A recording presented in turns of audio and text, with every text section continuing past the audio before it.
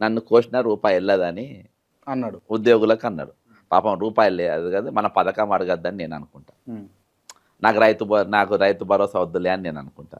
నాకు తులాం బంగారం వద్దులే పాపం ముఖ్యమంత్రి కోసిన రూపాయి వెళ్ళది అని అనుకుంటా. ఉమ్, నేను చూస్తున్నాగానే 100 కోట్లు పెట్టి నిస్సిగాని తీసుకొచ్చి అరగంట ఆటకు వీళ్ళ మనవంతోని వీళ్ళ మనవలు వీళ్ళ దోస్తుల పిల్లలే ఉంటారు, బయట వాడు ఆడలే.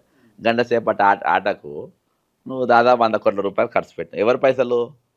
క్రౌడ్ ఫండింగ్ చేశారు కదా, ఫండింగ్ కోసిన ఫండింగ్ లేదని అంత గవర్నమెంట్ పైసలే. కోసిన రూపాయి వెళ్ళదన్నోనివి నీకు 100 కోట్లు ఎక్కడ బ్రదర్? మనకి ఎవరు స్పాన్సర్ చేయడానికి లేదు. ఎవడు మనకు వాడు స్పాన్సర్ చేస్తుందంటే మనకి 10 రూపాయలు పోతేనే వాడు రూపాయి పెడతాడు. స్పాన్సరింగ్ అంటే అది ఎక్కడెక్కడ బ్రాండింగ్ చేసుకుంటే అంత సినిమా లేదు మన దగ్గర ఇవ్వాలి. అది అయిపోయినాక సెకండ్ గ్లోబల్ సమిట్ అని పెట్టిండు.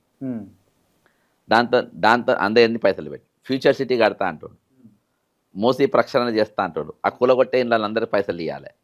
RRR రోడ్డు అన్నాడు, రేడియల్ రోడ్డు మళ్ళీ వేరే, మళ్ళీ వాళ్ళ భూమి నిర్వాసితులకు అందరూ మళ్ళీ పైసలు ఇవ్వాలి. కోసిన రూపాయి వెళ్ళదు అంటాడు. ఇవన్నీ ఎట్లయితుంది?